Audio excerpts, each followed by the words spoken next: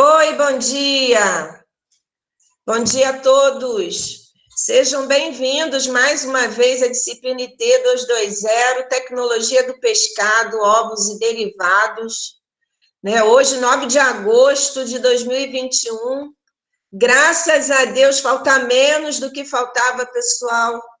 Espero que estejam todos bem, que o final de semana de vocês tenha sido maravilhoso. Que tenha sido um momento, assim, único, porque precisamos aí comemorar cada dia, o dom da vida, a saúde que temos, parar de ficar lamuriando por tudo, Às vezes só porque deu uma topadinha, tá lá lamuriando. Graças a Deus que você tem um pezinho para dar uma topadinha, Então, espero que tenha sido um final de semana maravilhoso. Aqui, para nós, na medida do possível, foi bom também, Passamos juntos. Peço desculpas pela demora aí na liberação da nota de vocês. Realmente precisei dar um suporte lá para minha irmã, cunhado e sobrinho. Mas, no final, está dando tudo certo. Deus é conosco, tá bom? Outra informação importante aqui, é que eu não terminei de finalizar as resenhas, mas não se preocupem, tá bom? Essa semana ainda eu vou estar liberando a nota das resenhas, a nota também da segunda avaliação. Já me organizei para esse momento, apesar de estar sem a Toinha. Filho dela pegou Covid na quinta-feira, E aí ela está em casa, cuidando do filho dela e também fazendo isolamento, Hoje está indo lá na clínica da família para fazer os exames lá, ela e nos outros dois filhos, então torcer, para que eles consigam passar aí por esse momento sem nenhuma gravidade, tá bom? Mas a professora vai ter que dar conta, gente, é muita coisa. Eu tenho dois filhos famintos aqui, que, meu Deus do céu, toda hora esses meninos querem comer, mas no final vai dar certo, tá bom? E viva a quentinha, gente! E viva o Pix! A gente faz tudo por aqui, é maravilha, maravilhoso. Eu vou conseguir dar conta. Então, eu vou, até o final dessa semana, estar liberando a nota da segunda avaliação, liberando também a nota da resenha, então não se preocupem. A nota da prova, da primeira avaliação, os alunos que quiserem fazer vista, dessa nota, a gente pode estar se encontrando no dia da segunda chamada, tá? No dia que está programado para acontecer a segunda chamada da primeira e da segunda avaliação. Então, é possível, a gente entra de forma online, se tiver muita gente, estabeleça um horário para cada grupo, e aí a gente pode estar fazendo essa correção, juntos, tá bom? A resenha, ela vai somar na nota dessa primeira avaliação, tá bom? Tá ok? Professora, então quanto que valia? Valia 10 e aí a resenha soma ou valia tipo 9, 8 e a resenha meio que completa? Não, a prova continua valendo 10 e o ponto da resenha vai ser somado à nota da prova. Então, se o seu grupo tirou 8,5, Então, mais de meio, vocês vão ficar com 9, tá bom? Então, a nota da resenha é um bônus, está sendo aí acrescentada na nota da avaliação. Ah, professora, o meu grupo tirou 10. Então, você não vai precisar dessa nota, Ah, mas se eu precisar na segunda avaliação, a professora dá, tá bom? Então, aí, se o aluno, na primeira avaliação não precisou dessa nota e precisar na segunda avaliação, a professora vai estar pontuando, sem problema, ok? Eu vou demorar, assim que a nossa aula acabar, eu vou postar a prova lá para vocês. Não consegui fazer antes, porque eu tive reunião do colegiado do curso de graduação da zootecnia, agora pela manhã, Então, eu não consegui postar antes, porque estava usando o computador e prestando bastante atenção aqui no momento da reunião. Então, assim que acabar a aula, eu vou baixar, né, essa aula de agora e vou também colocar, né, postar a prova de vocês, tá bom? Vocês vão poder me devolver até quarta-feira, às 11h59 da noite, qualquer problema que vocês tenham em relação à parte que envolve aí, ai, professora, faltou luz, estou sem Wi-Fi, e estou sem internet, e o e-mail não abre, vai sinalizando aqui para mim, para a gente poder encontrar a melhor solução, tá bom? Combinado?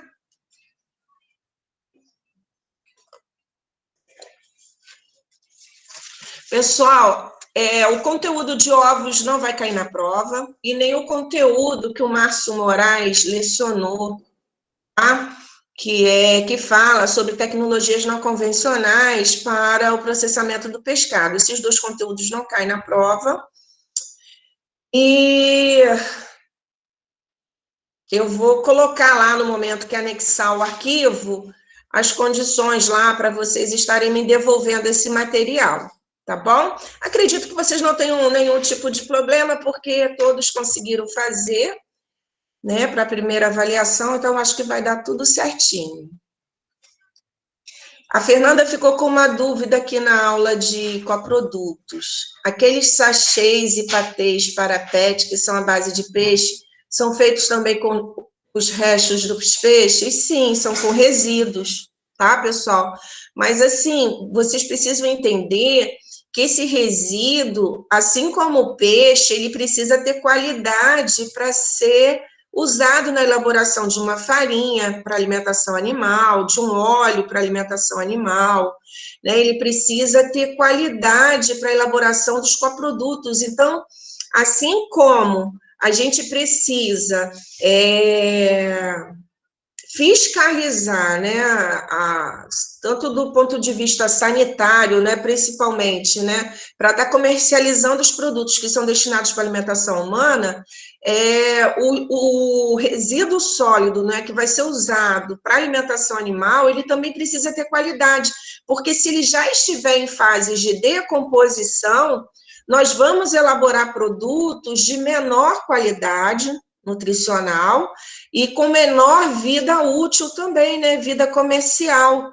E a gente passa a ter dificuldade também, né, na hora de, por exemplo, na hora que se faz uma farinha, né, que o resíduo é submetido a uma cocção, a um cozimento, né, é submetido ao cozimento para poder liberar a água que está ligada à proteína, a água que está ligada ao lipídio, e durante a prensagem, então, a gente conseguir remover esse excesso de água, né? Porque vocês sabem que o pescado, ele tem um teor de umidade muito alto no músculo, e que ele é pobre também, que esse músculo também é pobre em tecido conjuntivo, né? Em proteínas do estroma, né? Principalmente ali o colágeno, e também elastina. Então, ele se decompõe muito rápido sob refrigeração, tá? Então, o resíduo, ele precisa, no momento que ele sai, né, das mesas processadoras, ser acondicionado de forma adequada e levado, então, para que seja processado. Antigamente, as fábricas de conservas, elas tinham num galpão, né, que ficava, né, atrás da fábrica, já a fábrica de farinha, né, para processamento da farinha e do óleo, né, mas no início não era assim, né, o resíduo ele era colocado em contêineres, né, e ficava do lado de fora da empresa ali, pegando sol, chuva, vento, se decompondo, esperando aí até o momento de ser recolhido para levar para que pudesse ser processado. E hoje não, hoje é diferente, até porque se entende, né, para que possa se produzir uma farinha de qualidade, com uma vida comercial mais prolongada, né, seja necessário, né, o armazenamento adequado, para que a gente possa estar usando esse resíduo, tá bom?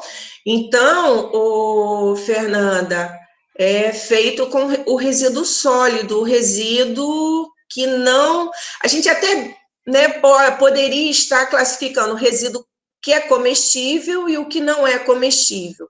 O que não é comestível, né, a cabeça, vísceras, escamas, nadadeiras, a pele, né? E o que é comestível? O espinhaço, a carne que está aderida entre o osso e a espinha, né? E as aparas, que normalmente, né, são geradas durante a toalete do filé. É necessário tirar aquela barriguinha que é um pouco rica em lipídio e também tem um pouco de espinhas, então é necessário fazer essa toalete para o filé ficar bonitinho. Mas é uma carne que tem um valor nutritivo alto, tá? Então as aparas e essa barriguinha, né, elas podem então passar aí no moedor de carne ou então numa despolpadeira para estar produzindo a CMS para alimentação humana. Tá bom? Mais alguma dúvida? Não? Pessoal, esse tópico de industrialização de crustáceos, ele é muito importante porque, principalmente, né, o camarão e a lagosta, eles são importantes itens da nossa pauta de exportação. Em relação ao pescado marinho, né, o camarão marinho e a lagosta marinha, 95% de toda a nossa produção, né, vai para o mercado internacional. E as espécies de menor relevância econômica, então, sendo comercializadas aqui, né, no nosso mercado interno. E hoje também nós temos um momento muito bom para o caranguejo-sá, né, que também é um crustáceo, né, e a comercialização, né, desse crustáceo tem sido cada vez maior na região norte e nordeste do nosso país, principalmente na região ali do nordeste, tá? E aí esse momento, né, para a nossa cadeia produtiva é um momento, assim, bastante novo, né, e como, né, boa parte de tudo que tem sido, né, beneficiado em relação ao caranguejo-sá ainda é pelo segmento artesanal, é importante, né, que vocês conheçam o fluxograma, né, operacional, até para que, né, vocês não saiam, né, dessa disciplina sem ter noção do que já está acontecendo, né, no nosso país. Para vocês terem ideia, por semana, eles conseguem beneficiar cerca de 48 mil caranguejos, tá bom? Principalmente ali no estado do Piauí, né, no Rio, eles falam Delta do Parnaíba, tá bom? Então, é muito importante que esse momento aí fique registrado aqui nessa aula, né, no tópico aqui de industrialização de crustáceos, tá bom? Vamos lá, deixa eu passar aqui esse slide. Em relação aos camarões, né, a gente, quando olha para esse grupo, né, de relevância econômica, no mundo todo, a gente vê que eles são, assim, uns bichinhos bem diferentes, né, totalmente diferente dos peixes, com essa carapaça aí que envolve todo o corpo. Essa carapaça nada mais é do que um polissacarídeo, a quitina, né, que vai proteger, né, o músculo ali, o corpo do animal. E aí eles acabam tendo essa aparência, essa morfologia aí bem exótica, bem diferente, principalmente as lagostas, né? E em relação ao camarão, é uma espécie bentônica que vive no fundo do mar, né, no lodo marinho. Hoje nós temos espécies, né, três espécies que são bem procuradas no nosso mercado internacional, né? É o camarão vermelho, né? O camarão rosa oceânico. E aí eu vou mostrar. A Thaís, estou salivando só em ver a imagem do camarão. Gente, para quem gosta, tudo de bom, né? Eu também gosto muito.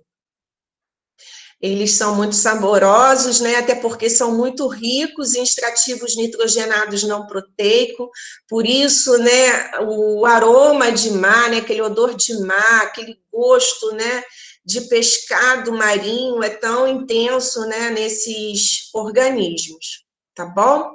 Então, assim, hoje nós temos cerca de 174 embarcações atuando na captura desse pescado na região sul e sudeste, e na região norte e nordeste, cerca de 190 embarcações atuando, então, na captura dos camarões. Como são espécies que vivem no fundo do mar, é necessário utilizar o artefato que a gente chama de rede de arrasto.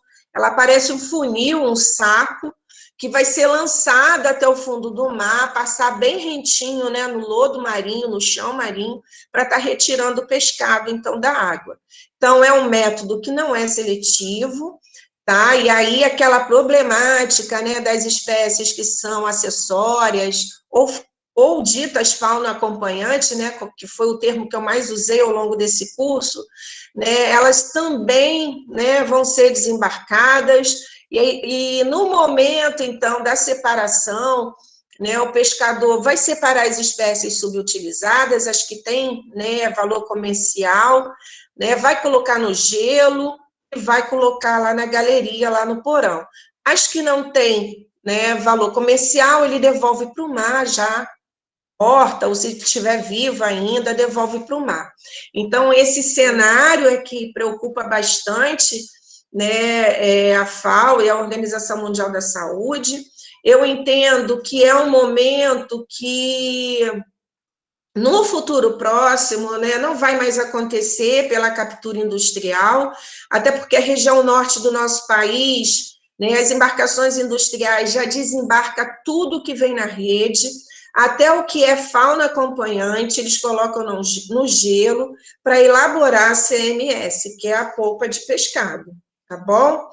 Em relação às raias, né, que são peixes cartilaginosos, eles fazem filé das asas e congela e comercializa na Europa, tá bom? Então, nós já temos a região norte trabalhando dessa forma, e aí eu acredito que seja um cenário assim, bastante promissor para as demais regiões também, tá? Isso me deixa bastante feliz. Em relação à aquicultura, né,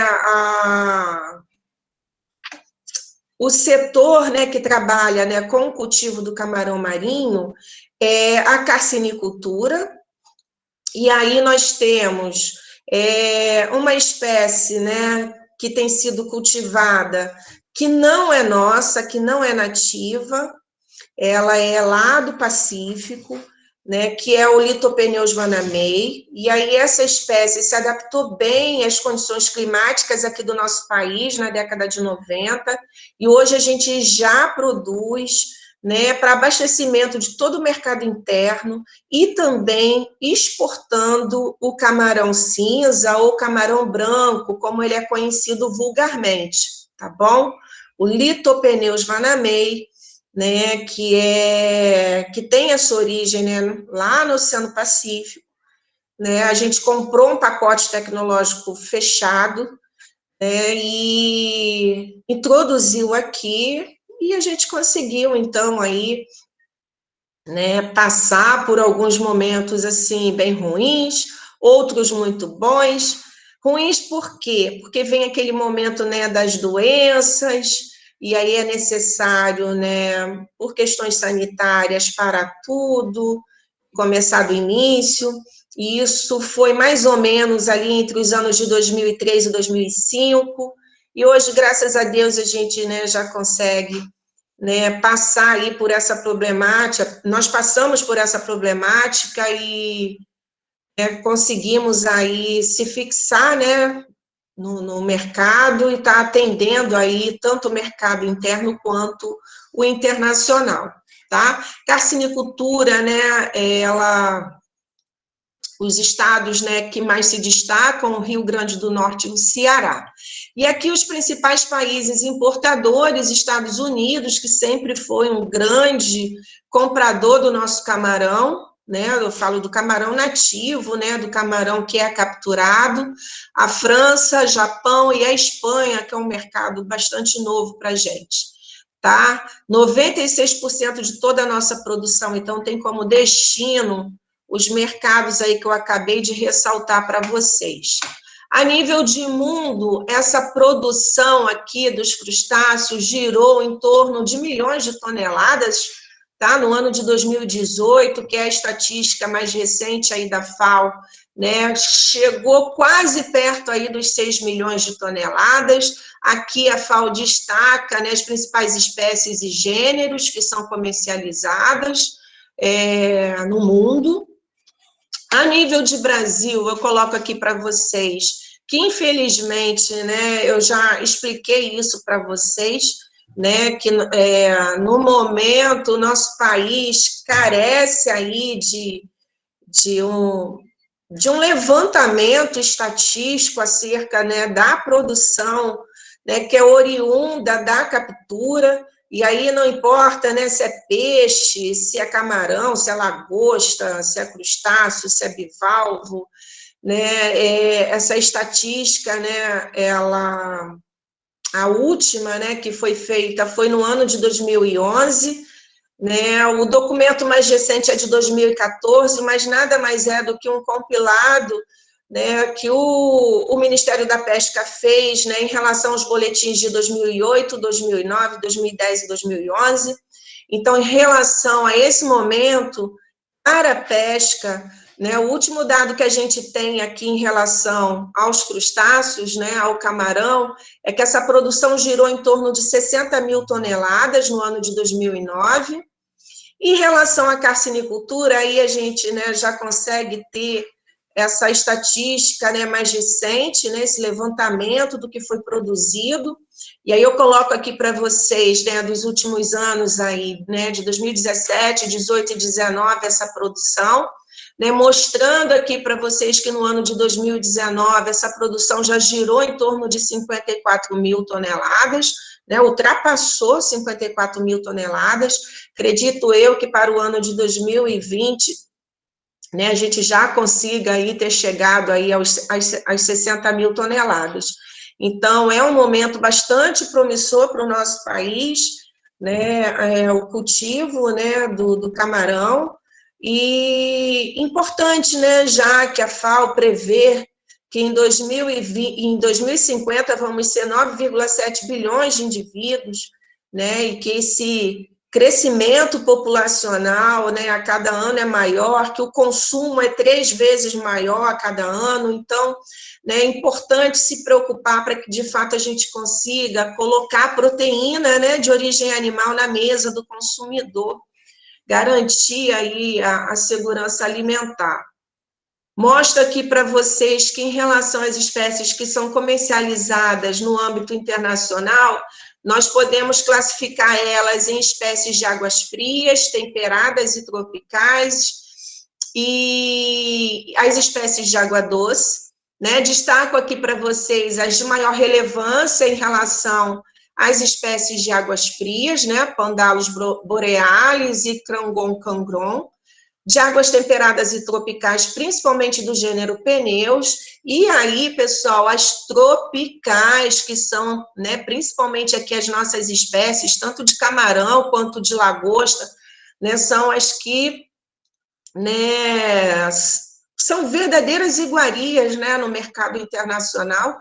A gente consegue vender toda a produção, né, e de água doce, o gênero, né, macrobancho aqui, que é muito conhecido, né, o macrobancho rosenberg, muito conhecido como o gigante da Malásia, né, que é uma espécie também bastante promissora. No entanto, né, as espécies marinhas são as que estão no topo da preferência aí do consumidor, tanto no nosso mercado quanto no mercado internacional.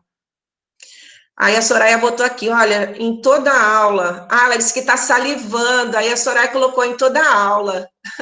Na aula de enlatamento, tive que comprar uma conserva de atum para matar à vontade. Gente, compra também a de sardinha e coloca no biscoito creme crack. Nossa, é um sonho. Você come um, come dois, come três, quando vê já comeu uns 10. É muito bom. Não precisa colocar maionese, cebola, salsa, nada. Só a sardinha com biscoito creme crack. Tá bom? Infelizmente, por conta desse momento, né, de pandemia, a gente não tem, né, as nossas aulas práticas, porque no final do semestre a gente sempre fazia esse momento, e aí a criatividade de vocês é tudo, gente, é tudo, né? Era batata frita, a Elisete fazia pirão de peixe, arroz, e fritava um hambúrguer, fritava linguiça, né? Tinha aluno que levava até molho vegano, pessoal, para comer com hambúrguer, olha só. Nada coerente, né? E aí vocês faziam e aconteciam nessa aula. Levava refrigerante, a professora comprava refri também, fazia café para quem gostava. Então, assim, era um momento bem bacana. Depois eu vou colocar algumas fotos lá no grupo da última turma, né?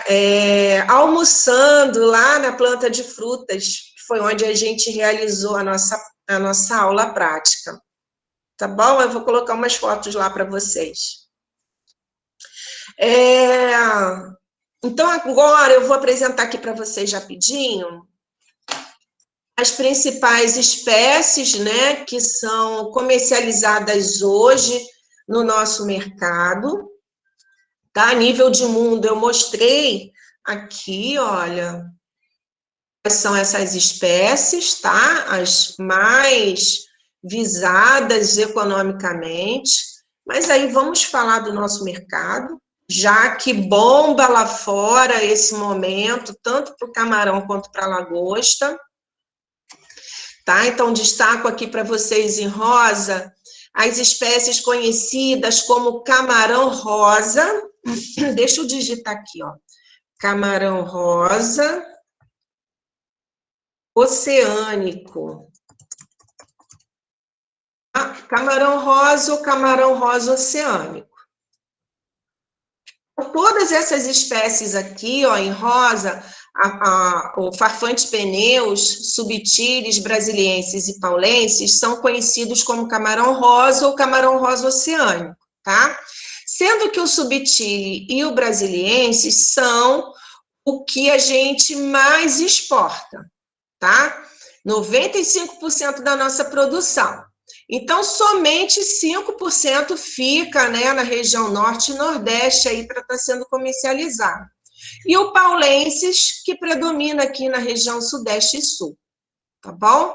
Temos também o camarão sete barbas, que é o Schiphopneus croyeri, o camarão cinza, que é o Lithopeneus vanamei, que é a espécie introduzida, que eu falei para vocês, que é a espécie cultivada, e o camarão branco, que é o Lithopeneus schmidt, tá bom?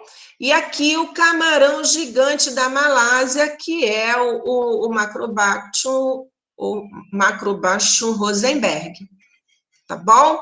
Então, todas essas espécies hoje, elas são comercializadas no nosso mercado, destacando aí, né, o camarão rosa oceânico, o camarão sete barbas e o camarão branco, tá bom? Espécies marinhas, nossa, nativa. E o Lithopeneus vanamei, que é a espécie cultivada, tá bom?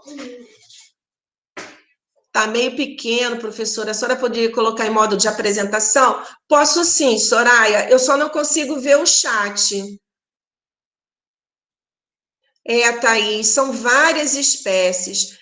Normalmente, né, no mercado, a gente só vê o camarão cinza, né? Camarão cinza, camarão branco. Só que dependendo da região,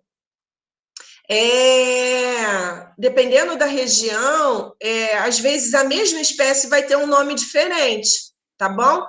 Deixa eu colocar aqui e depois eu volto para outra apresentação.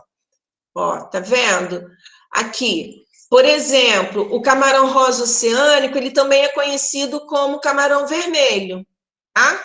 Mas a gente também pode chamar aqui, olha, camarão vermelho ou camarão Santana, essa espécie aqui, ó, Pleoticus muelleri, tá vendo? Então, dependendo da região, né, eles acabam apresentando o mesmo nome vulgar, tá bom? É como o mexilhão, né? Aqui a gente chama de mexilhão, no Nordeste chama de sururu, mas a espécie é a mesma, que é o perna-perna, né? Então, esse momento aí, em relação ao nome vulgar, vai variar, né, para cada região, tá bom? Camarão rosa, ou rosa oceânico, ou camarão vermelho. No entanto, tá? A espécie Pleoticus muelleri também é chamado de camarão vermelho, tá bom? Deixa eu ver se eu tirar da moda de apresentação, se vai afetar alguma coisa aí para vocês. Não. Deu para ler, Soraya? Deu sim, obrigada, professora. Ah, tá bom. É porque se eu colocar nesse modo de apresentação, eu não consigo ver o chat.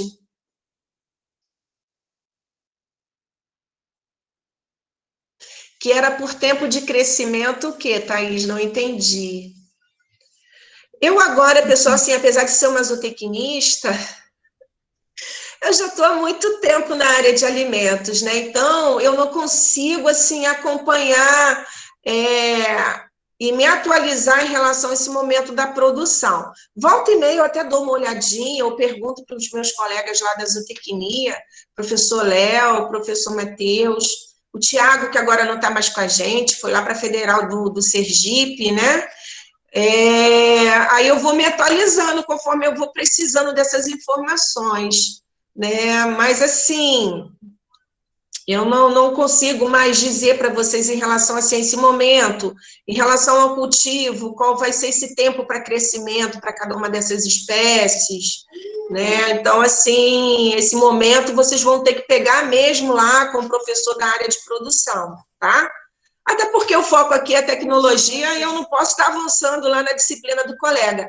Mas, assim, eu não em relação a esses índices zootécnicos, né, não estou nada atualizada em relação a esse momento. Mas não é nada difícil, quem tiver interesse, né, inclusive as fazendas marinhas, as que trabalham, né, com camarão marinho, elas oferecem estágio, pessoal, norte, nordeste, então quem tiver disponibilidade, faz contato com essas empresas, tenta um estágio, entendeu?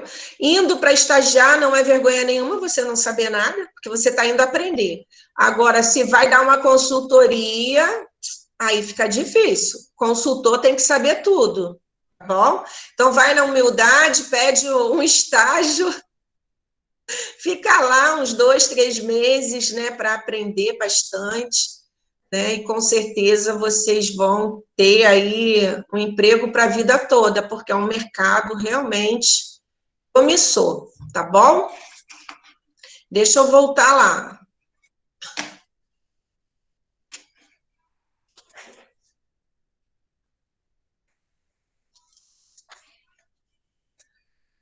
Eu não sei se eu consigo... Se eu colocar no modo leitura do PowerPoint, não dá para ver o chat? Deixa eu ver aqui. Modo leitura. É esse aqui?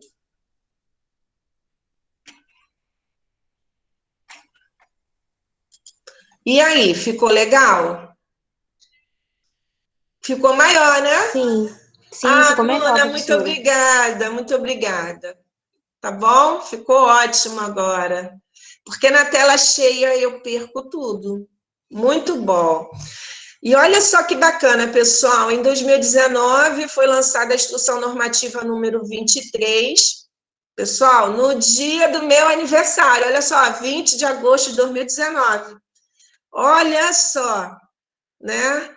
Foi então publicado o Regulamento Técnico de Identidade e Qualidade, que vai fechar aí os requisitos de identidade e qualidade.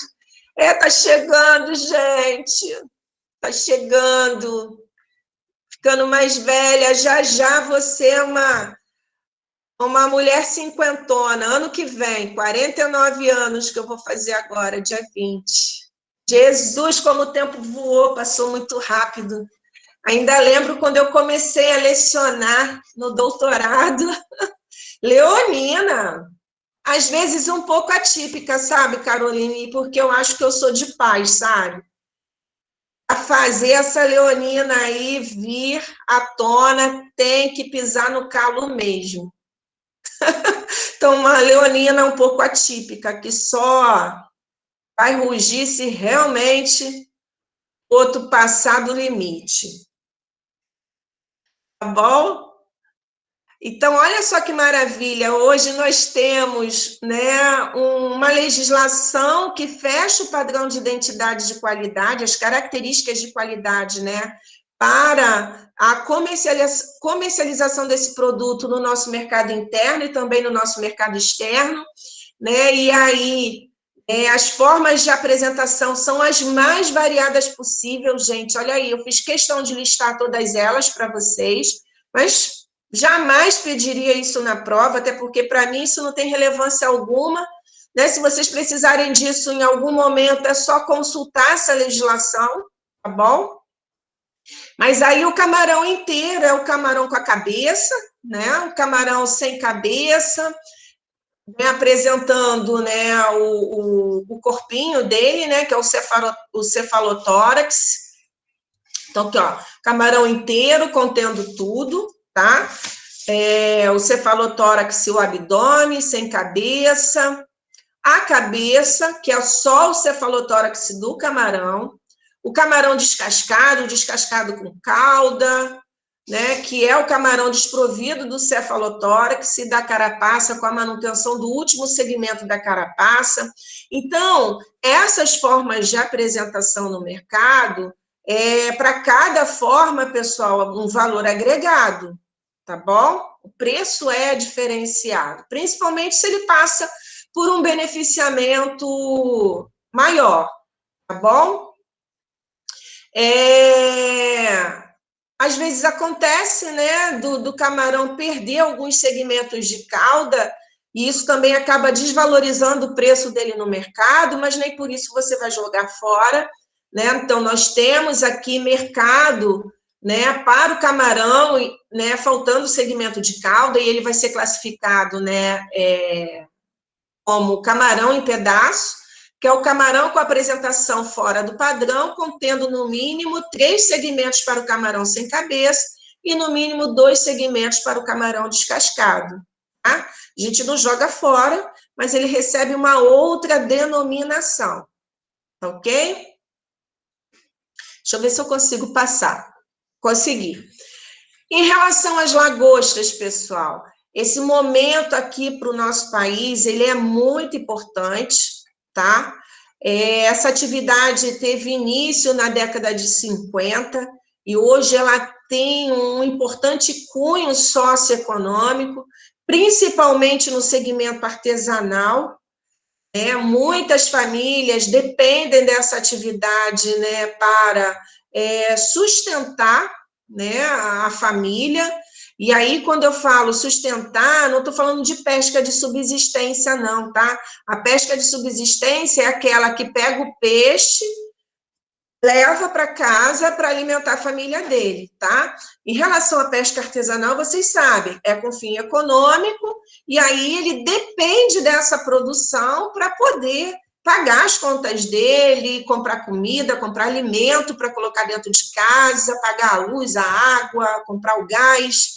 Então, é uma atividade muito importante, né, para o nosso país e muito desenvolvida, muito praticada, né, na região, né, nordeste e norte do nosso país, principalmente.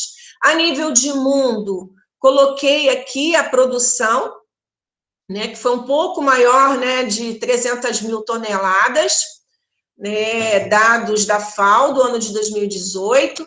Coloquei as 2 espécies de maior relevância econômica a nível de mundo, que é a lagosta americana e a lagosta da Noruega. Coloquei também aqui o nome científico delas, tá? A lagosta americana, né, ela responde por quase metade, né, do volume de produção das capturas, né, a nível de mundo.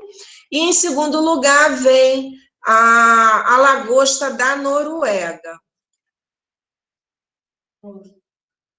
Bom, aqui no nosso país, né, vou destacar principalmente as duas espécies que a gente chama de lagosta verdadeira, que é a lagosta verde, Panulirus levicauda, e a lagosta vermelha, Panulirus argus.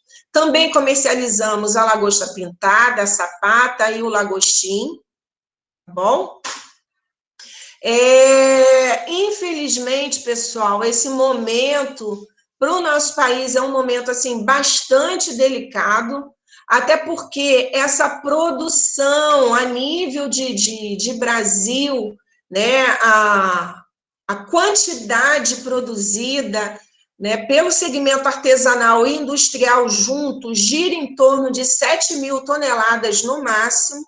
Então, é uma espécie que a gente precisa, o IBAMA, né, precisa fazer um monitoramento bastante acompanhado, bastante efetivo, para evitar aí qualquer momento ruim que envolva a dizimação dessas espécies por uma explotação exagerada, errada, sem controle, tá? Principalmente aqui das que a gente comercializa em âmbito internacional, que são as que têm maior mercado, né, fora daqui. Então, a lagosta verde e a lagosta vermelha, Panulirus levicauda e Panulirus argus, são as duas espécies, né, mais importantes na nossa pauta de exportação. Eu trouxe esses dados aqui para vocês do Ministério, né, do Desenvolvimento da Indústria e do Comércio, porque o ano de 2009 foi um ano muito ruim, tanto para vender o camarão, né, no mercado externo, quanto a lagosta, né? Até porque o nosso país foi acusado de estar colocando o camarão mais barato lá no mercado dos Estados Unidos. Os produtores lá começaram a reclamar muito, porque o nosso preço aqui estava muito baixo, né? Então, acusou o nosso país de estar jogando sujo, né? E aí isso foi parar, né? Acabou tendo que passar por julgamento aí para de fato saber se o nosso país estava trabalhando de forma errada, e aí até, né, que fosse provado que o nosso camarão estava saindo mais barato, porque o nosso custo de produção era menor, né? Os Estados Unidos deixou de comprar o nosso camarão, né? Tentou também não comprar a nossa lagosta, mas aí não tinha porquê nem para quê. Então, ficou de mal só em relação lá ao camarão. Em relação à lagosta, a gente ainda conseguiu vender, né? E todo esse momento ruim também associado à crise econômica, né, que a Europa viveu nesse período, acabou dificultando muito aí, né, esse nosso momento no mercado externo. E aí a nossa balança comercial operou com um índice bastante negativo, né? A gente ficou no vermelho, né? Prova disso aí olha, mostrando aqui para vocês, as caldas de lagostas congeladas, né? O preço pago em 2008 em dólar e o preço pago em 2009. Olha a diferença aqui, a queda, pessoal. Né? Nas lagostas inteiras congeladas, a queda ainda foi maior, né, de 40%, e nas lagostas frescas, né, que não são congeladas, né, essa queda foi de 14%. E o total pago aqui, ó, uma redução de 26%. Então, foi um momento assim, bastante ruim para a gente, esses anos de 2008 e 2009. Né? Graças a Deus esse momento passou e hoje a gente continua aí, né, conseguindo exportar, né, o nosso produto, né, para principalmente, né, os Estados Unidos, que é o nosso maior, nosso grande, né, comprador. Desculpa. Assim, por um lado foi ruim, por outro a gente abriu novos mercados, né, a Europa, a França, a Espanha, né? A Espanha e França começaram também a comprar o nosso produto. Então, se por um lado foi ruim, porque a gente deixou de vender, e o que vendeu, a gente ainda recebeu um preço bastante baixo, né? Mas a gente passou também a comercializar, né, a exportar para a França e para a Espanha. Pessoal, em relação às lagostas, a gente também tem um momento bom, uma legislação que vai fechar padrão de identidade e qualidade para as lagostas, que hoje a gente produz, né? Então, a Instrução Normativa número 24, de 20 de agosto de 2019, olha aí mais uma vez, na data do nível da professora, a gente consegue, então, fechar o padrão de identidade e as características de qualidade para a obtenção, né, de produtos. Isso é muito bom, né? Até porque agora, né, no mercado interno também, nós vamos poder ter acesso a um produto de qualidade. Não só em relação à parte nutritiva, mas também no que tange todo esse momento comercial do produto, tá bom? E aí, no artigo 3 dessa instrução normativa, né, classifica aí a lagosta fresca e dá as principais formas de apresentação da lagosta fresca, tá? Então, ela pode ser comercializada na forma inteira, na forma de calda. E no artigo 4, classifica também as formas de apresentação das lagostas congeladas. Lagosta inteira, calda de lagosta, lagosta cortada e a lagosta descascada ou calda de lagosta descascada. Tá bom? Essa calda de lagosta e a lagosta, né, descascada vai ser a lagosta sem a carapaça, pessoal, sem a cabeça, sem o cefalotórax e sem aquela carapaça, né, que eu já havia dito para vocês lá no início, né, que é uma carapaça e reveste aí todo o corpo do animal, formada, né, de polissacarídeo, tá bom? Deixa eu passar aqui.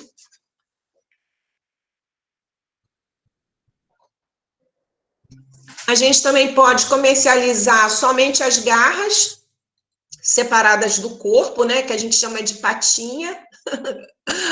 E elas também podem ser, né, desprovidas aí dessa carapaça, né, dessa casca aí que envolve o corpo do animal. Então, a gente pode vender a garra da lagosta, pode vender também na forma descascada. No entanto, no parágrafo 1 e no parágrafo 2, vai aí nos remeter a algumas condições, principalmente aqui se for, né, do gênero Homarus, né, que se aplica aqui às espécies do gênero Homarus, e compreende a pinça e os segmentos do primeiro par de patas. Então, vai se aplicar esse artigo 6 e 7 para as espécies do gênero Homarus. E no segundo parágrafo, né, fala que a classificação de que se trata o inciso 5 não se aplica às espécies Panulirus, Argus e Nevicauda. O que fala no artigo 5? Lagosta descascada ou cauda de lagosta descascada. Cauda inteira de lagosta eviscerada e desprovida de carapaça. Então, essa forma de apresentação aqui não se aplica para as espécies lagosta verde e lagosta vermelha. Tá bom? Permite, né, o glaciamento. Vocês já sabem o que é o glaciamento. Aqui no parágrafo 1 do artigo 5 vai definir o que é o glaciamento. Né? Também faz aqui uma menção, né, em relação à água utilizada para o processo de glaciamento. Né? Diz que essa água não pode compor o peso líquido declarado no produto, né? Porque senão o consumidor estaria pagando por quilo de gelo ali, por água. E em relação ao artigo 6, vai definir o ingrediente único obrigatório, né, em relação, né, a esse produto, né, é a lagosta, onde se permite, então, a utilização de ingredientes opcionais, que são os aditivos intencionais ou coadjuvantes de tecnologia, conforme aprovado em legislação específica. Então, vai ser um aditivo para estar evitando o fenômeno de melanose, que é um escurecimento, né, uma mancha escura, preta, que vai aparecer na casca e também no músculo, né, da lagosta ou do camarão, né, e aditivo, no caso, o metabisulfito, né, de sódio é um aditivo que pode estar sendo usado, e também o ácido cítrico aí para estar controlando o pH e estar aumentando a vida útil, então, dessas lagostas sob resfriamento e sob congelamento. Tá bom? Acho que nunca vi camarão eviscerado. Quando você compra ele congelado na forma IQF, que é o congelamento rápido individual, ele vem sem cabeça, sem casca, né? Somente as caudas, e ele vem eviscerado. Eu vou mostrar um videozinho para vocês, onde as operárias, elas fazem essa evisceração do camarão na planta mesmo ali, né? Na linha, né, de produção para obtenção do camarão descascado. Tá bom? Tá bom, Caroline? Peraí, pessoal, Tá deixa bom, eu... professora. Professora, Oi. esse camarão eviscerado é aquele que a gente compra do saquinho já limpinho? Isso. Todo já pronto, E... já tá na panela. Isso mesmo. Os que são congelados individualmente, que a gente paga um absurdo, né, por meio quilo desse camarão, né, eles vêm eviscerados. Aí, dependendo do local onde você estiver adquirindo esse produto, pode ser que ele esteja eviscerado também. Porque, às vezes, o que é a evisceração? É aquela linhazinha escura que vai contornar a cauda do camarão. Tá? Nada mais é do que o intestino, pessoal. Ah, professora, tem problema comer isso junto com a carne? Não, porque esse camarão ele vai passar por um cozimento, né? E aí a gente vai, né? A temperatura empregada para o cozimento vai, no caso, destruir as enzimas e também toda a microbiota presente ali. Então, não vai fazer mal para a saúde se essa linhazinha permanecer ali contornando a cauda. Mas, geralmente, quando ele passa pelo beneficiamento, essa linhazinha do intestino é retirada. Tá bom? Não come não, Soraya?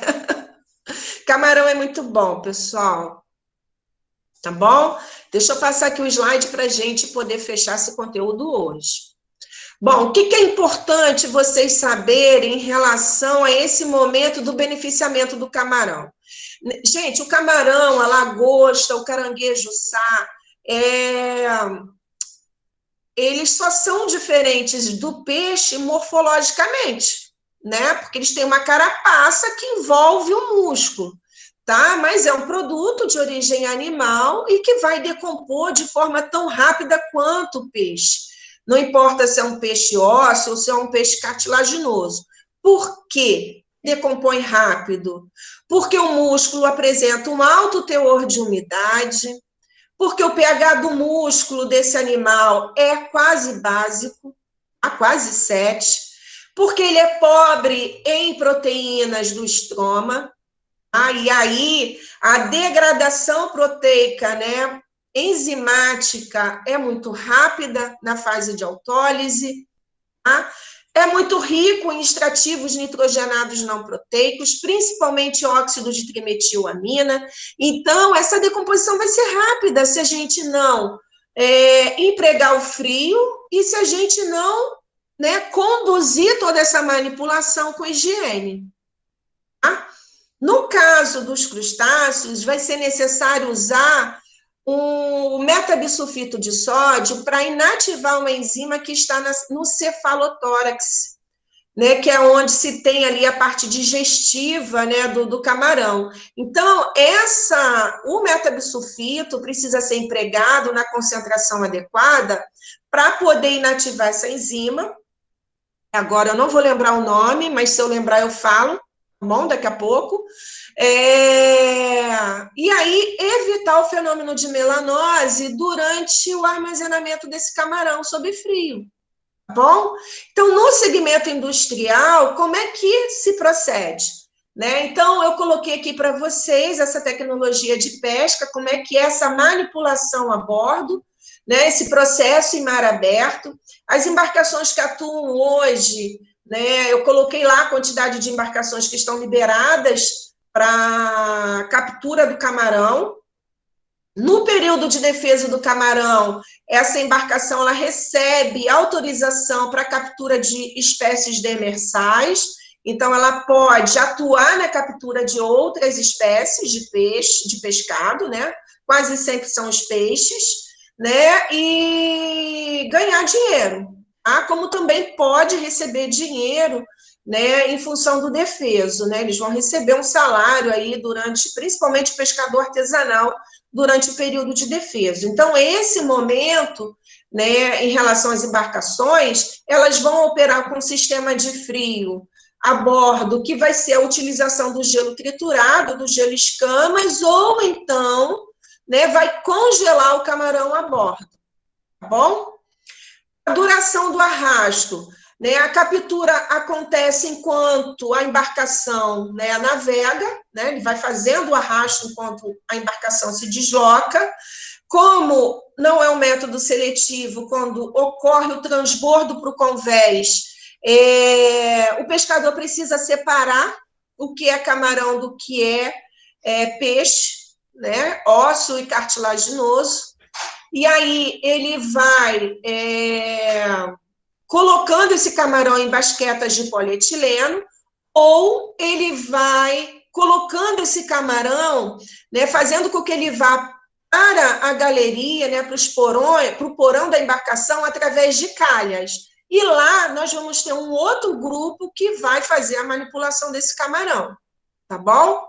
Então, na década de 80, eles eram acondicionados em sacos de ráfia, porém, né, o desperdício, né, girava em torno de 50%, né, vinha muito camarão danificado, então o acondicionamento nas basquetas de polietileno melhorou aí esse aproveitamento do camarão, né, porque o desperdício girava em torno de 50%. Essas basquetas de polietileno, pessoal, parece escorredor de macarrão gigante, sabe, bem grande, né, por quê? Logo depois, né, de acondicionar, né, esses camarões nas basquetas, se faz a imersão deles numa solução de metabisulfito de sódio a 1,25%, e em seguida na solução mel, utilizando açúcar e sal na proporção de 3:1. Qual é o objetivo aqui, pessoal? Hoje é muito comum se fazer só a imersão no metabisulfito de sódio, tá? A 1,25%. O objetivo aqui é inativar essa enzima que promove o fenômeno de melanose no camarão, e é um escurecimento enzimático. Professora, faz mal comer camarão com mancha preta na casca ou no músculo? Não, porque é uma reação enzimática, tá bom? Não tem ação de micro-organismos, não tem produção de metabólito tóxico. Porém, o camarão ele é desclassificado no mercado internacional, principalmente, tá? E aí a gente perde em valor pago, tá? Perde em preço, ok? E aí, pessoal, essa imersão aqui no metabisulfito de sódio a 1,25% é por 10 a 15 minutos, né? Tem que ficar de olho lá na recomendação do fabricante, por quê? Porque o sulfito ele é tóxico para o homem, tá bom? E aí, a maior problemática é no segmento artesanal, porque o pescador artesanal ele não tem noção desse momento, né? E aí ele quer garantir que, de fato, o camarão dele não apresente... Pode falar, Gustavo. Professora? Oi.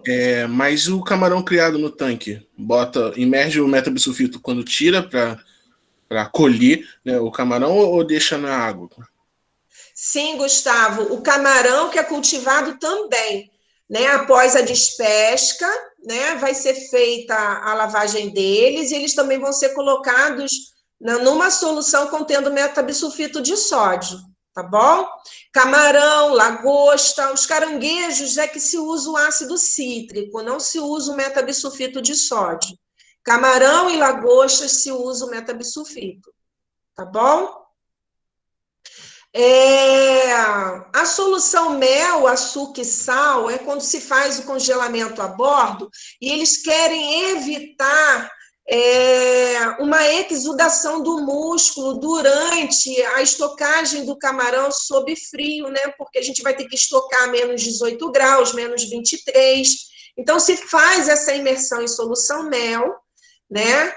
O músculo tem afinidade, né, por sal, né, por esse soluto, e aí ele vai absorver um pouco desse sal, tá?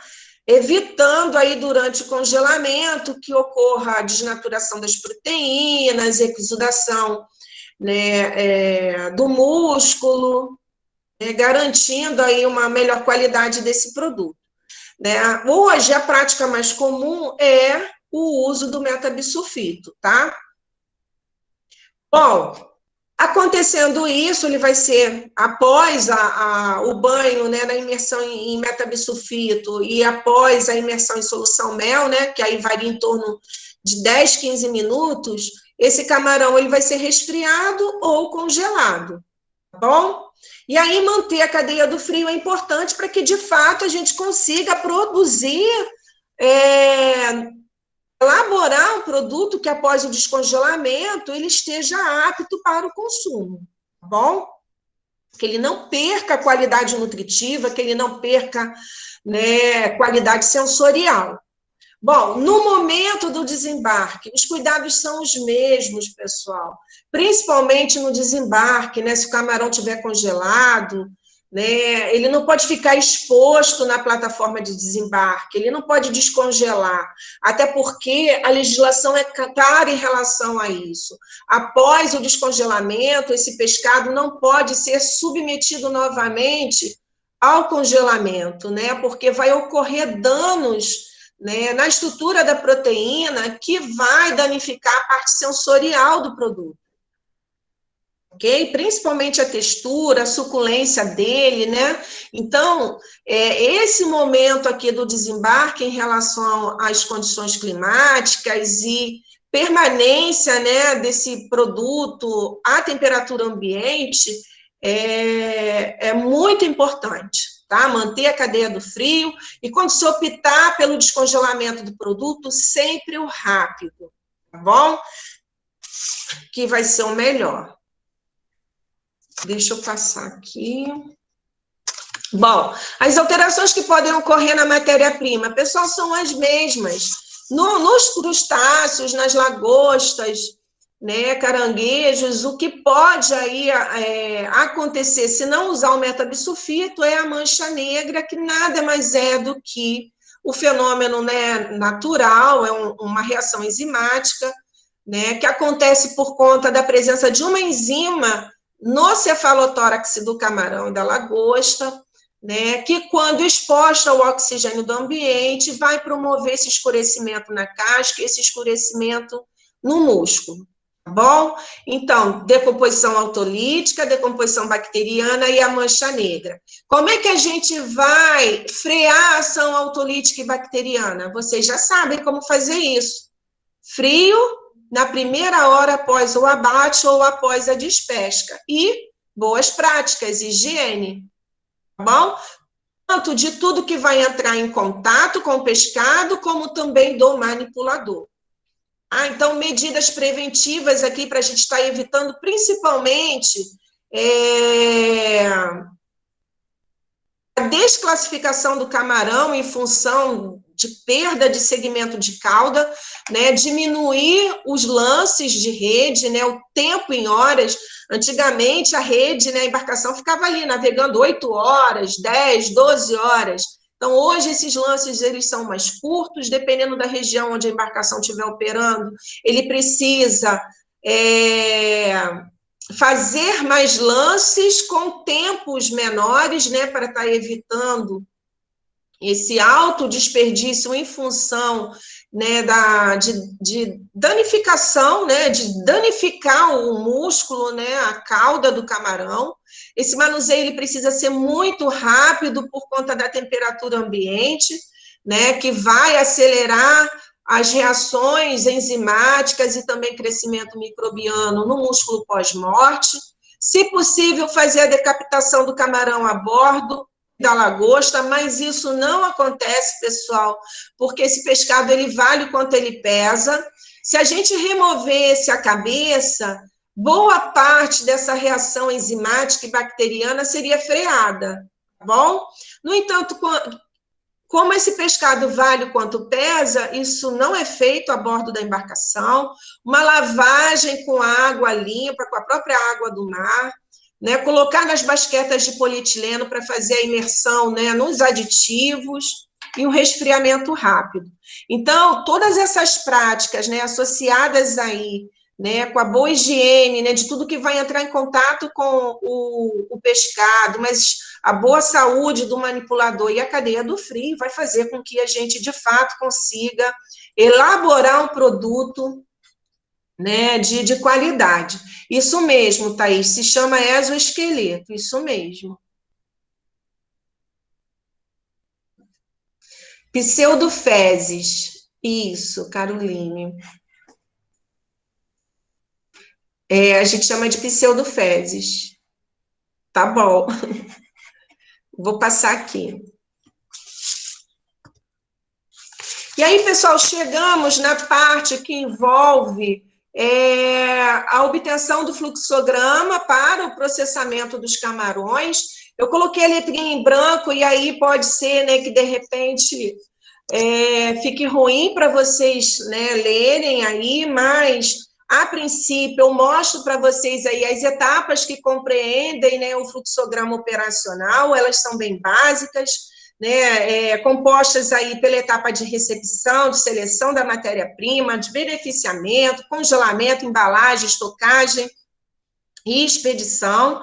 Elas são muito simples e óbvias, pessoal, né? Elas chegam a ser óbvias, principalmente no que está relacionado ao controle de qualidade, que eu coloco aqui no OBS para vocês, né? Que esse controle de qualidade precisa acontecer em todas as etapas do processamento, tá? Principalmente na etapa de recepção e seleção desse pescado. E aí não importa se é um camarão ou uma lagosta que está chegando, né, da captura, né, ou se é um camarão e uma lagosta que está chegando, no caso, principalmente o camarão que está chegando de uma fazenda marinha, porque hoje a gente ainda não está cultivando essas lagostas. Então, na recepção, esse controle da temperatura do camarão, ele é muito importante, tá? Então, quando eu ressaltei lá para vocês no desembarque, né, as condições climáticas, a manutenção da cadeia do frio, isso também é muito importante, né, quando o caminhão chega com as espécies que foram cultivadas, tá bom? Então, esse controle da temperatura, ele é feito também uma avaliação, né, do aditivo que foi usado, né, do produto químico que foi usado ali para evitar o fenômeno de melanose, como também, né, a higiene do caminhão que chegou, né, com esse produto, né, se faz também uma análise sensorial, né, o que é essa análise sensorial? A pessoa que vai estar incumbida de fazer essa avaliação, ela vai olhar o aspecto geral do camarão, da lagosta, vai avaliar o odor, né, se a cor é característica, se a musculatura está rígida, se a carapaça está bem firme, né, ao músculo, né, os apêndices ali, que são as patinhas. Então, todo esse momento, né, ele é muito importante, né, no momento da recepção. Ele só vai, esse camarão, esse lote, ele só vai poder seguir, né, pela linha de produção se esse momento tiver todo ok, tá bom? Em relação ao metabitosulfito de sódio, eu destaquei aqui para vocês, né, acho que não, só coloquei os aditivos, tá? Mas o Ministério da Agricultura, ele diz que o limite máximo que pode ser verificado ali é no máximo de 100 ppm, tá bom? Por isso aquela concentração de 1,25% é importante, que não ultrapasse 100 ppm, porque a partir disso pode ser um problema para a saúde do consumidor, tá? Em relação também à qualidade dessa matéria-prima que vai ser processada, né, se faz uma avaliação, né, se classifica esses camarões em relação aos defeitos. Então, já se faz conforme se coloca no tanque, que ele vai subindo na esteira, 2 operários já vai fazendo, né, retirando, né, os camarões que estão moles, os camarões que estão mudados, necrosados, os camarões que estão desidratados, deformados, tá? Até porque no mercado internacional, vou colocar aqui, deixa eu voltar, né, para mostrar aqui com a ponteira do mouse para vocês, que é essa classificação aqui, ó, de acordo com os defeitos, né? Então, no mercado internacional, esses camarões eles vão ser classificados conforme os defeitos que eles apresentam. Então, classe A, né, é o excelente, que vai apresentar no máximo 15% de defeitos. O classe B é o prêmio, que vai apresentar no máximo 35% de defeitos. E a classe C é o standard, que é o padrão, que vai apresentar aí acima de 35%. Tá bom? Então, durante o processamento, esse momento é constantemente avaliado, essa qualidade é constantemente avaliada. Até porque, para que a gente possa, de fato, embalar produtos, né, com a mesma uniformidade, tá bom? Que estejam, né, dentro da classificação que a gente precisa comercializar, se é a classe A, B, C, tá bom? Então, durante o processamento, né, é avaliado constantemente esse momento da qualidade, né, principalmente do camarão que já foi embalado, né, a gente precisa verificar peso, a gente precisa verificar a classificação, a uniformidade, tá? Verificar a temperatura, principalmente a temperatura, tá ok? Então, na recepção, pessoal, esse momento aqui nós vamos ter pessoas que vão estar destinadas, né, para fazer tudo isso. No salão de beneficiamento é onde vai ocorrer, né, a obtenção, né, dos produtos, né, o camarão inteiro, o camarão sem casca, o camarão descascado. Então, ele é colocado, quando chega, né, num tanque contendo água em gelo, tá? E ele vai passar por uma esteira, né? Vamos ter operários ali, né, que vão auxiliar essa seleção, porque essa inspeção ela é contínua, né? O operário precisa ser treinado para fazer isso, e precisa retirar os camarões moles, desidratados, os camarões danificados, mudados, necrosados, ele precisa fazer, né, essa separação do camarão que é refúgio, tá bom? Então, em seguida, né, passam aí por essa esteira, os operários vão retirando os camarões que não estão aptos, passam pela esteira, depois passa por uma classificadora automática, tá? Que vai fazer essa uniformidade em função do peso, tá bom? E aí nós temos padrões internacionais que vão classificar em função desses lotes, né, de produtos em função do peso, então vai colocar em torno de 20 a 30 camarões por embalagem, 30 a 40 camarões por embalagem, né? E aí por quilo. 30 a 40 camarões por quilo, 10 a 20 camarões por quilo, isso é padronizado, é um padrão internacional. E aí vai para o camarão inteiro, para o camarão sem cabeça, para o camarão descascado também, tá bom? Então, cada linha trabalha um produto diferente, tá? Os fluxos são separados. Depois, né, esses camarões, eles vão ser encaminhados para o congelamento, e aí sempre optar... E, pessoal, eu estou aqui na tela grande, deixei de olhar para vocês. Não sei se tem alguma mensagem aqui, peraí.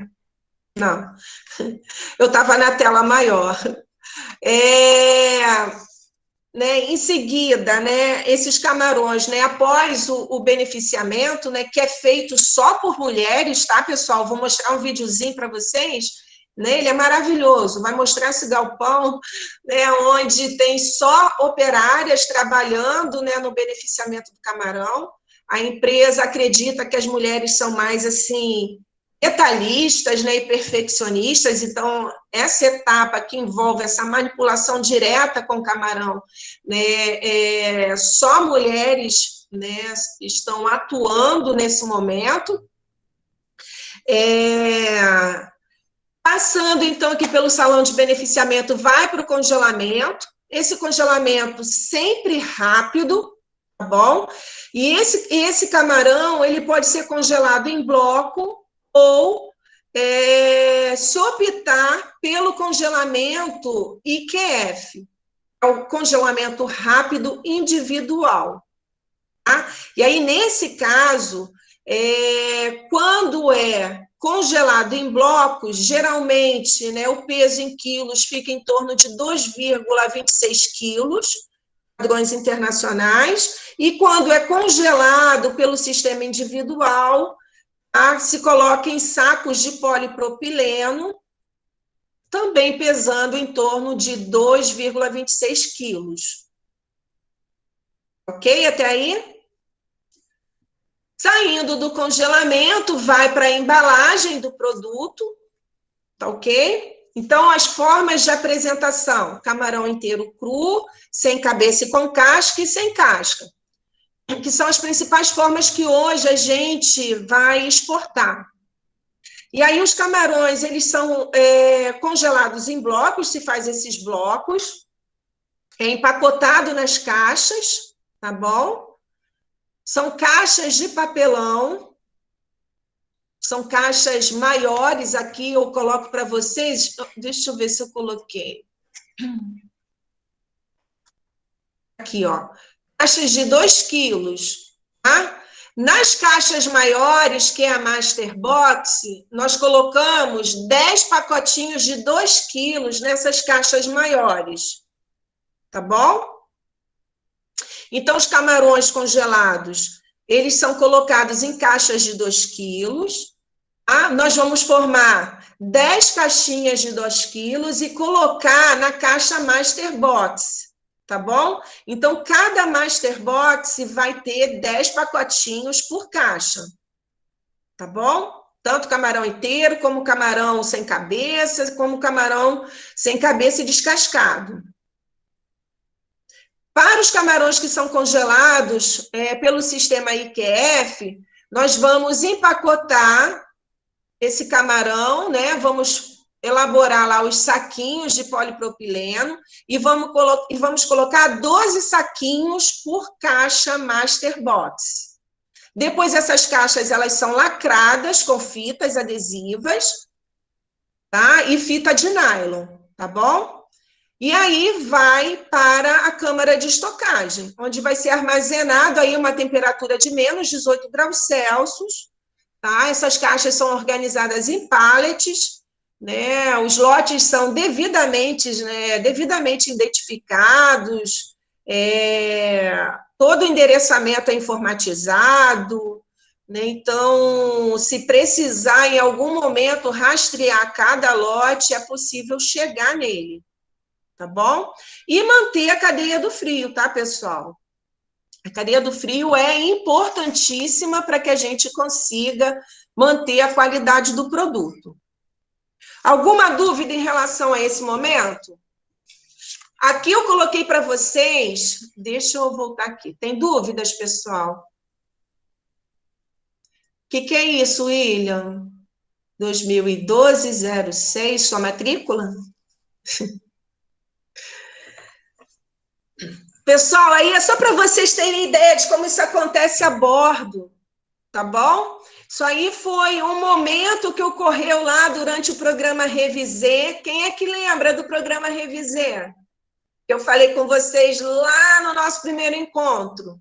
Então, essa embarcação foi destinada para estar fazendo aí uma avaliação, né, de toda a nossa fauna aí, e aí nada mais, nada menos aí do que se trabalhar com a pesca de arrasto para poder fazer uma avaliação melhor, né, das espécies, né, que vêm aí a bordo. Tá bom, William, tá bom.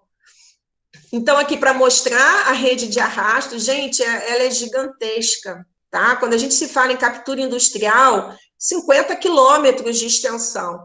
E isso aí, olha aqui, ó, o volume, deixa eu voltar lá para a tela cheia, olha aqui o volume de peixe que chega a bordo.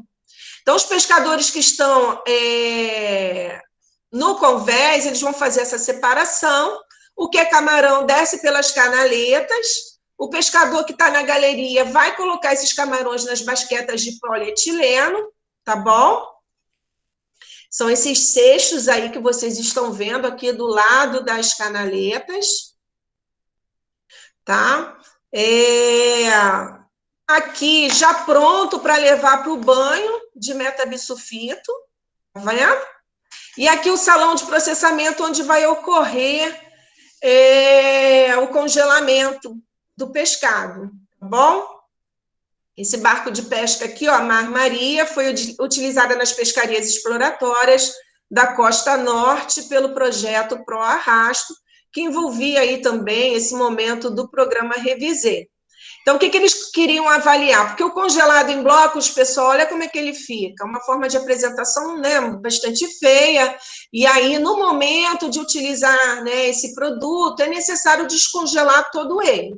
Então, o que eles fizeram? Né? Uma avaliação, né, para estar congelando esse pescado em bandejas, né, formando camadas, intercalando aí peixe com um filme de polietileno bem fininho, né, para que esse camarão pudesse ficar mais soltinho dentro da caixa boxe. Tá vendo?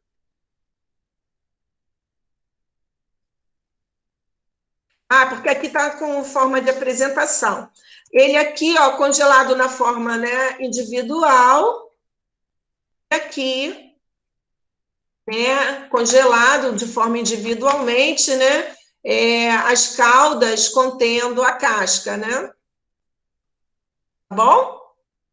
Em relação às lagostas, pessoal, a única diferença é que elas são maiores, tá? Mas o cuidado é o mesmo, é um produto de origem animal, que tem um teor de umidade muito alta, que é muito rica em proteína, extrativos nitrogenados não proteicos, pobre em proteínas do estroma, então esse momento da manipulação é sempre rápida e sempre mantendo a cadeia do frio, tá? Então eu coloquei aqui um fluxograma para obtenção da cauda de lagosta congelada, evidenciando aí os pontos críticos de controle, né? Quais as etapas são pontos de controle, né? Aqui mostrando a recepção, a pesagem delas, o acondicionamento, né? Se não for processar rapidamente, a necessidade de manter na câmara de espera, em temperaturas aí que vai ficar em torno de 2 a 4 graus Celsius. No salão de processamento, essa remoção do trato, né, intestinal, né, acontece com a remoção da cabeça, tá?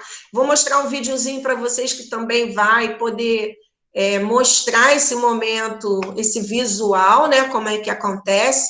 Eu, particularmente, nunca fiz uma evisceração, não foi nem por falta de oportunidade, mas é porque realmente a lagosta, ela me dá, assim, um tique nervoso, né, são muitas anteninhas, muitas patinhas, e aí eu não consigo colocar as mãos na lagosta, né? Então, esse momento para a professora ficaria até difícil de estar mostrando para vocês, mas eu tenho um vídeo curtinho, bem bacana, onde vocês vão poder observar melhor esse momento, tá? Essa classificação em função, né, do tamanho, pesagem, porque tudo é PCC, pessoal, porque agrega valor, né, no produto final, tá? Lavagem com água potável, né? Essa toalete nada mais é do que está removendo as anteninhas, as patinhas que ainda ficaram, né, na cauda, tratamento com tripolifosfato de sódio, ou também, né, ácido cítrico, né, para estar evitando aí a oxidação, para estar evitando também a desidratação durante o congelamento, pré-embalagem, bandejamento, congelamento, embalagem, estocagem e expedição. Né? Então, o vídeo vai elucidar para vocês, né, poderem visualizar essas diferentes etapas que envolvem o beneficiamento, que nada mais é do que a remoção do cefalotórax, né, que é da cabeça, como a obtenção de caudas também das patinhas, né, dos apêndices, e aí a necessidade, né, de se classificar, de se padronizar por tamanho, para poder agregar valor, né, ao produto final. Deixa eu pegar aqui, tem um outro fluxograma, que também é bem bacana para vocês, né, que mostra o processamento da lagosta cozida, né, e aí ela vai ser cozida e congelada, tá, pessoal? Passa pelos mesmos critérios no momento da recepção, assim como camarão, para lagosta é o mesmo procedimento, né, em seguida passa por um cozimento, temperatura de cocção, resfriamento para que se possa fazer o choque térmico, né, e frear ali a ação do cozimento para evitar o supercozimento do músculo, alterando, né, a textura do produto final. Né? Em seguida, também, o resfriamento vai facilitar a manipulação desse produto, né, para que seja feito o descasque, em seguida a lavagem. Essa adição de salmoura é importante, né, para que a gente consiga, além de conferir gosto, também tornar o músculo mais firme, tá? Porque em função de ser um músculo pobre em proteínas do estroma, essa carne ela é muito, muito mole. Né? Então, a gente vai, com essa adição de salmoura, o músculo absorve sal, tá? E aí o músculo fica mais firme, rotula, embala, congela e estoca. Tá bom? Para comercialização, essa inspeção nada mais é do que aquela avaliação físico-química e microbiológica para que, de fato, a gente possa estar liberando o produto para comercialização de acordo com o limite, né, que a instrução normativa recomenda para consumo. Tá bom? Deixa eu voltar aqui para vocês, pessoal. Em relação a esse momento, dúvidas? Eu vou falar rapidamente aqui desse momento do caranguejo sá.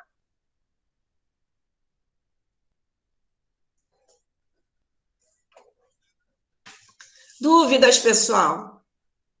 É bem bacana, né? Eu vou colocar o vídeo para vocês lá no grupo do WhatsApp, porque se eu passar aqui, eu vou levar a tarde inteira baixando esse material para vocês. Né? Então, eu vou colocar o vídeo lá e vocês assistem. Agora, não deixa de assistir, porque é muito legal. Nessa fábrica onde eles trabalham com o congelamento do Lithopeneus Vanamei, o camarão cultivado, eles exportam esse camarão, e à frente, né, de toda a linha de produção, nós temos um engenheiro de alimentos. Olha que legal. Né?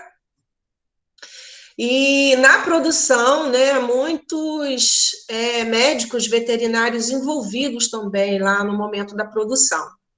Tá bom? Em relação ao caranguejo sá, pessoal, o que é preocupante? Né? O habitat natural do caranguejo são os manguezais, tá? E esses manguezais, eles ocorrem, né, do estado do Amapá até Santa Catarina. Tá? Na região Nordeste, ali o delta do Rio Parnaíba, é onde, né, essa produção tem sido mais intensa. São cerca de 4.500 catadores, né, que vivem da exploração do caranguejo sá. No entanto, como um momento, né, que envolve a pesca artesanal, a captura artesanal, né, o extrativismo, né, e pelo desconhecimento das boas práticas, né, de fabricação ou de manipulação, de higiene, né, esse índice de desperdício acaba sendo muito alto, né, em função do desconhecimento dessas práticas. Né? Então, ao longo de todo o processo que envolve a captura, né, desses organismos no mangue, até chegar no mercado, né, então envolve aí um descarte, né, que compreende captura e transporte, né, até chegar lá na mesa do consumidor, né, ou do restaurante que está comprando, da pousada, esse índice gira em torno de 55%. Né? E a principal forma de comercialização desses animais é na forma viva, amarrados. Né? Então, assim, esses catadores, eles não têm acesso, né, às boas práticas, eles não têm essa informação. Né? Então, a vida útil desse produto é muito curta e fica muito restrito a um comércio local. Então, esse momento da industrialização vai garantir, né, esse produto, né, que esse índice aí de desperdício, né, seja melhor, além também de garantir a qualidade para a comercialização. Não só a qualidade, né, nutritiva do produto, mas principalmente a qualidade sanitária. E aí, hoje, os entrepostos que estão tentando, né, comprar esse caranguejo, né, dos pescadores, né, dos catadores, eles estão, assim, tendo muita dificuldade de ter uma mão de obra, porque o catador, ele não quer ser empregado de ninguém. Na realidade, ele ganha muito mais de forma autônoma, trabalhando sozinho, entendeu? Então, assim, e um outro momento também é respeitar o período de defeso. Né? Então, como nas regiões norte e nordeste o turismo é muito acentuado, né? Muitas pessoas que vêm de fora, né, principalmente da Europa, né, já vêm com a recomendação de comer o caranguejo-sá, né, que é uma iguaria, né, no mercado nacional. Então, obter esses animais, né, para industrialização fora do período de defeso, né, e que tenham um tamanho mínimo para ser capturado, é importante para que a gente possa praticar essa atividade de forma sustentável, tá bom? E esses caranguejos, né, eles precisam ser manipulados e transportados de forma adequada para que não ocorra a morte desses animais. Né? Eles são vendidos vivos, são comercializados vivos. Né? Se o animal já estiver morto, ele precisa estar resfriado ou congelado, porque morto, a temperatura ambiente, o que vai ser muito fácil ali, pessoal, no pós-morte? Atividade enzimática e crescimento microbiano. Tá bom? Então, esses caranguejos, eles precisam ser transportados em caixas, tipo monobloco, né? E a caixa, ela tem que ter um tamanho adequado para colocar a quantidade padrão, que é de 60 animais por caixa. É necessário também utilizar espumas que vão evitar ali que os animais fiquem se debatendo e percam as patinhas, né? Então, existe um momento aí de muito cuidado, de muita informação, de muita capacitação, né, para que, de fato, a gente consiga, como é que eu vou dizer, consolidar essa cadeia produtiva. Né? No entanto, os catadores não conseguem ver benefícios ainda para eles em relação a esse momento, porque os donos dos entrepostos, eles querem pagar muito pouco pela matéria-prima. Bom? Alguma dúvida até aqui, pessoal? Esse é o que é vendido nas praias como tira-gosto ou refeição, professora? Isso, não é os que a gente comercializa aqui no Rio, não. O caranguejo-sá, ele é muito maior do que esses que a gente captura aqui na região sudeste. Tá? Esses é que estão, o sá é que está com potencial para industrialização, tá? Que tem quantidade, 48 mil quilos por semana, pessoal. E aí, de fato, a gente precisa capacitar esses catadores né, para que eles consigam comercializar a matéria-prima deles com um preço melhor, né, e para que os entrepostos também consigam pessoas, mão de obra, para estar trabalhando nos centros de beneficiamento. Tá bom? Bom, então aqui, em relação às etapas, ali as etapas de recepção e seleção, basicamente é o quê, pessoal? Retirar os caranguejos que estão mortos ou quase mortos, que são os moribundos, tá bom? Em seguida, é necessário fazer a pesagem, contar esses animais e colocar eles nos monoblocos, né, nas caixas, e fazer a pesagem. Por que a pesagem é importante? Para fazer os cálculos de rendimento do processo dos produtos, tá bom? É muito importante pesar. Em seguida, se faz a lavagem. Por que se faz a lavagem com água e gelo?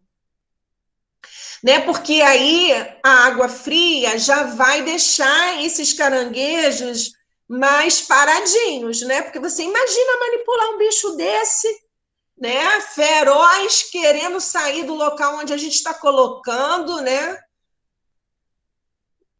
Não é isso? Então, a gente precisa fazer com que, né, eles fiquem um pouquinho adormecidos, menos ativos, para poder estar manipulando eles, tá? Então, essas caixas contendo os caranguejos, essas caixas vão ser afundadas num tanque, né, de fibra, ou de plástico, ou de inox, contendo água e gelo. Essa temperatura vai ficar em torno de 25 graus, tá bom? E o objetivo maior é deixar esses caranguejos menos ativos, né? Eles falam amortizados, mas eu acho uma palavra tão feia, né?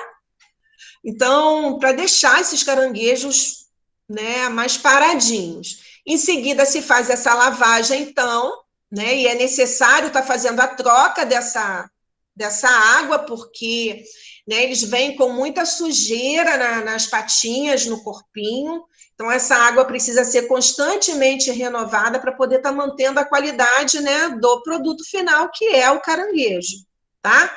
Em seguida, se faz o abate, pessoal. Esse abate, ele é bem, assim, triste. Eu acho que eu não conseguiria trabalhar nem com caranguejo, nem com rãs, né? Eu teria peninha de estar fazendo aí esse abate, porque nós vamos usar aqueles perfuradores de aço inoxidável para realizar esse abate, né? Então, pela cavidade bucal do bichinho, a gente introduz, então, penetra com esse perfurador para atingir o coração do animal, tá?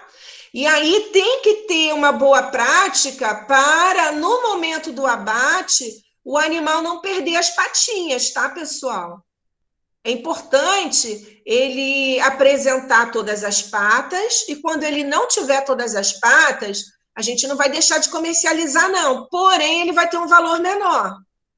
Tá bom? Então, esse perfurador de aço inoxidável, ele vai entrar pela boquinha do animal, a gente empurra com uma certa força, né, para atingir o coração do animal.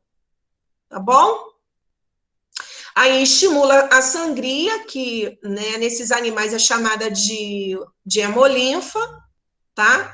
E em seguida, né, se faz o resfriamento, também imersão em água clorada, 5 ppm. A temperatura dessa água vai ficar em torno de 25 a 28 graus Celsius, né, por 15 minutinhos, né, e em seguida se faz, então,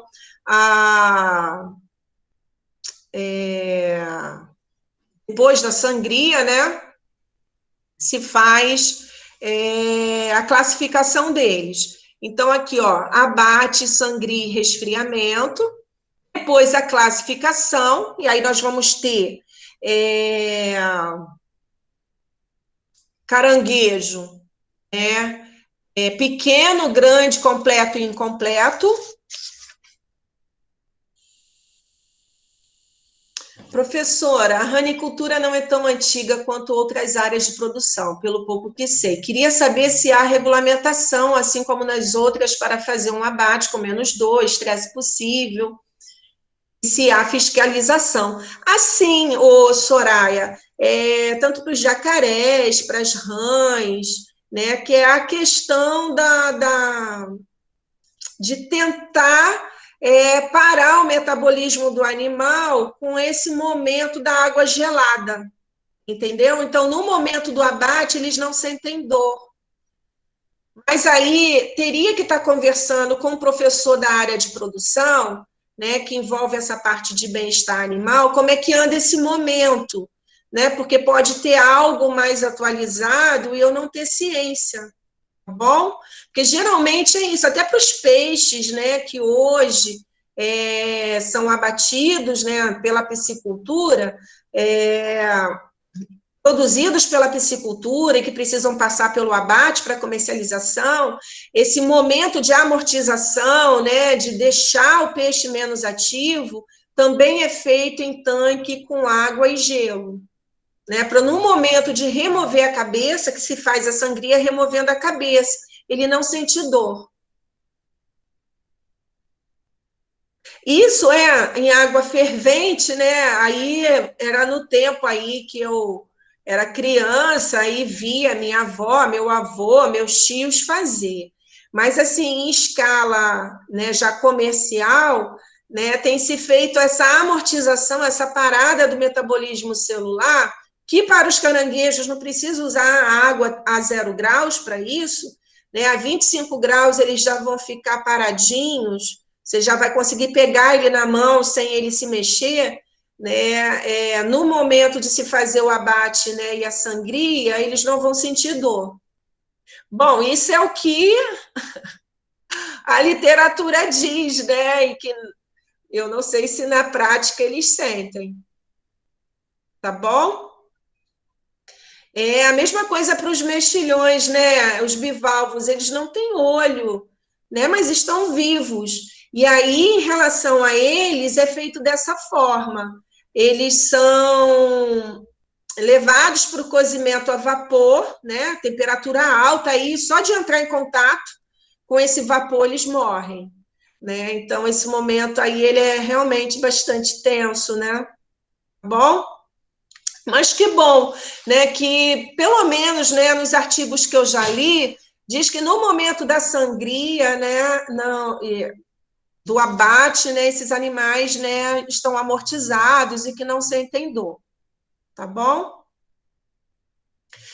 Depois da sangria e do resfriamento, pessoal, para levar lá para a classificação, esses animais precisam ser estocados no gelo. Produto de origem animal, entre uma etapa e outra, gelo. Só não vai entrar no gelo se for ser submetido a uma etapa quente, tá bom?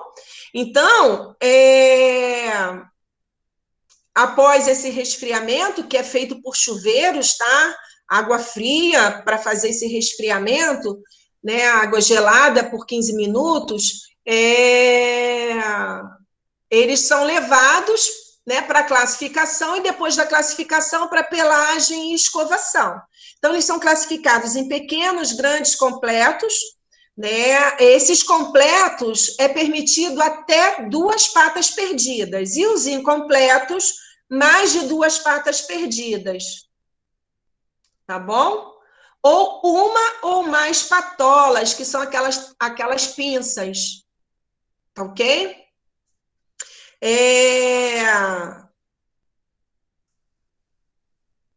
Deixa eu ver se eu coloquei mais alguma coisa aqui. Separar os animais, tá.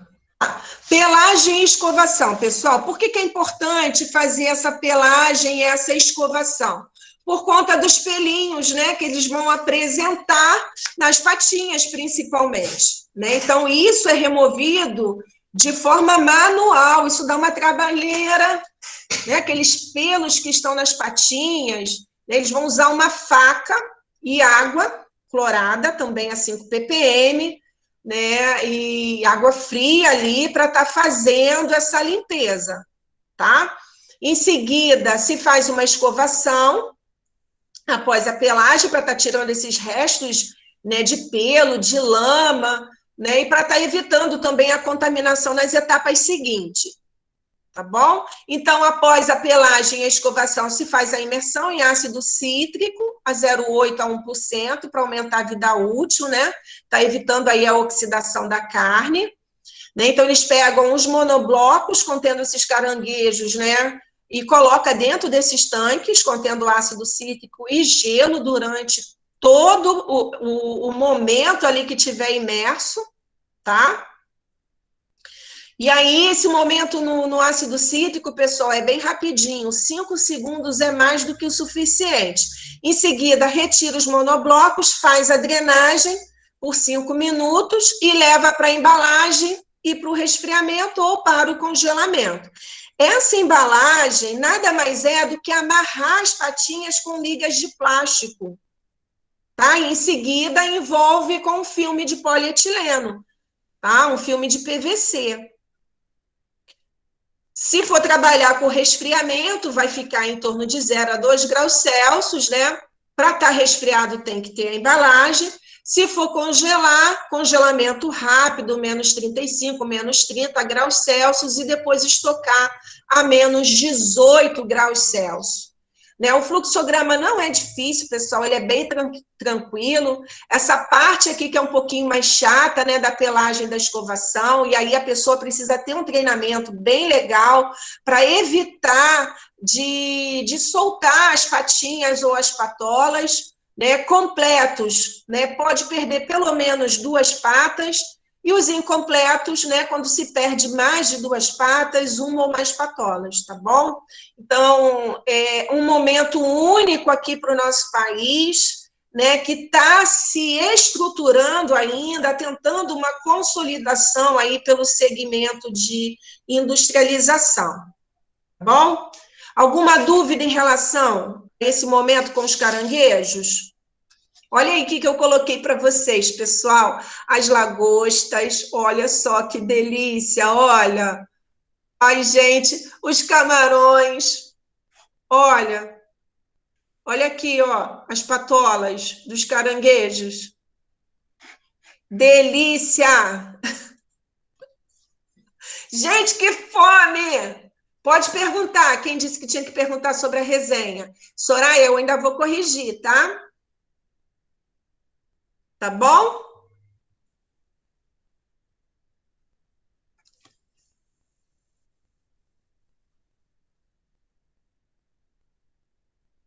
Eu estou lendo aqui a pergunta da Soraya. No início da aula, eu perguntei sobre as notas, porque uma amiga havia comentado comigo que período passado a senhora propôs da prova valer 9 e a resenha 1, mas depois colocou a resenha como bônus. Vai ser da mesma forma, Soraya, eu vou colocar como um bônus, tá bom? A P1 vale 10 e a resenha é uma bonificação. Então, se o grupo tirou 9, vai ter 9,5. Se o grupo tirou 6, vai ficar com 6,5. Tá bom? É uma bonificação, é um pontinho a mais para vocês. Tá ok?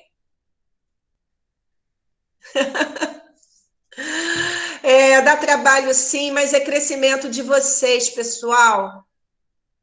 Tá bom? Fiquei bastante feliz com o resultado da primeira avaliação, muito mesmo. Vou pensar, tá bom, Soraya? Pessoal, olha, fica com Deus. Foi, assim, para mim, um período muito bom. Foi muito bom estar com vocês. Na quarta-feira, vou encaminhar a aula de tecnologia de ovos. Não deixa de assistir.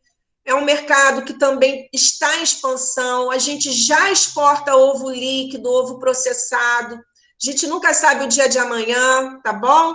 Então, não deixa de assistir o conteúdo. Fica com Deus. Muito obrigada por tudo mesmo.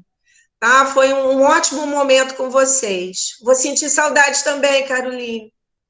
Vou entrar de férias, já já vou estar recebendo uma nova turma, e aí a gente vai seguindo. É o que dá força para gente. Obrigada, tá? Qualquer dúvida é só Obrigado, chamar no professora. WhatsApp. Tá, William? Tchau, pessoal. Fiquem com Deus. Ótima semana. Vou parar a gravação. Um beijo. Bye, bye.